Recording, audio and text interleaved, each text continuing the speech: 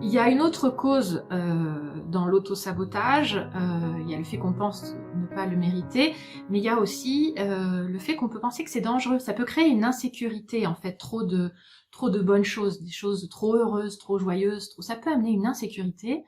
Par exemple, dans le cas de Sylvie qui a sa promotion au travail, ça amène de l'angoisse. Est-ce que je vais être à la hauteur? Mais si je suis pas à la hauteur, qu'est-ce qui va se passer? On va me confier des responsabilités. Si je suis pas à la hauteur, c'est angoissant.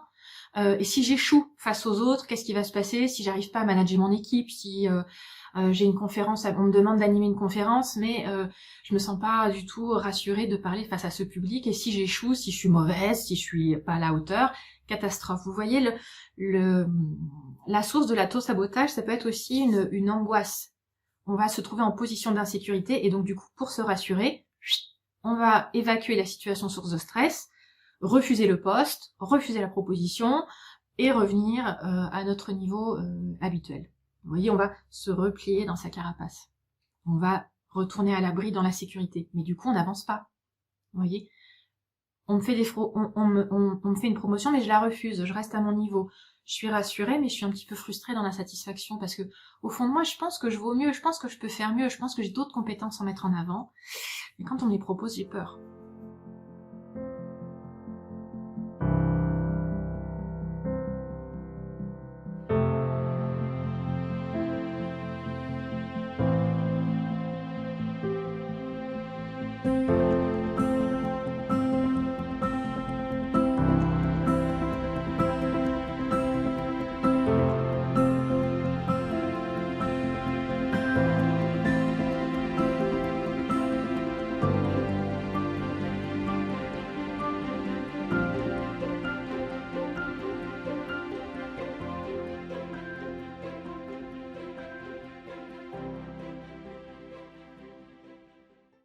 Je peux avoir peur de l'inconnu. Par exemple, je pense à Julie que j'avais rencontrée, qui on lui avait proposé une mutation en Australie. C'était un pays où elle avait toujours voulu habiter depuis adolescente. C'était vraiment un rêve important. Et là, son travail, coup de chance, il y a un poste qui se libère. On lui propose d'être mutée en Australie. Mais au moment où le projet se concrétise, il tombe un peu du ciel, ça arrive.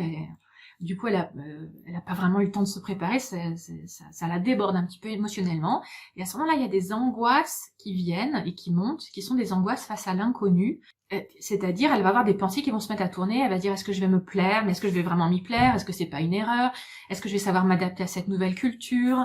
Est-ce que il y a aussi mes amis qui vont me manquer? Il y a ma famille que je vais laisser derrière moi, je vais les voir moins souvent. Est-ce que c'est vraiment une bonne idée? Ouh là là. Vous voyez, il y a la balance qui commence à vaciller et ça va commencer, les angoisses vont commencer à peser plus lourd que l'envie et l'excitation de réaliser son rêve.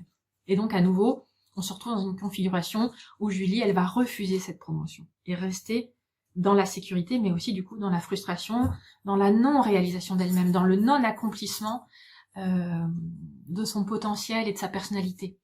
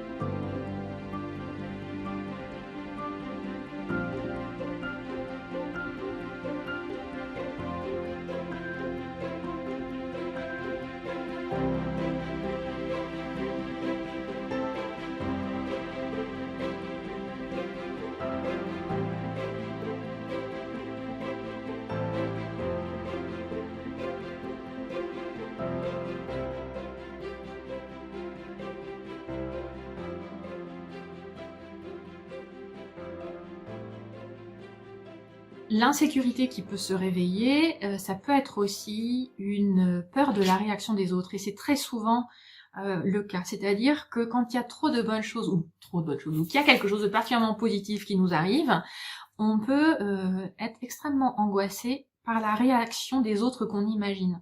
On peut avoir peur de la jalousie des autres, on peut avoir peur des moqueries, on peut avoir peur des critiques. Vous voyez, parce que quand quelque chose de positif nous arrive, c'est comme si on était mis en pleine lumière, c'est comme si on était exposé face aux autres. Les autres, on a des regards qui se tournent vers nous, on se retrouve un peu au centre ou éclairé d'une lumière soudaine.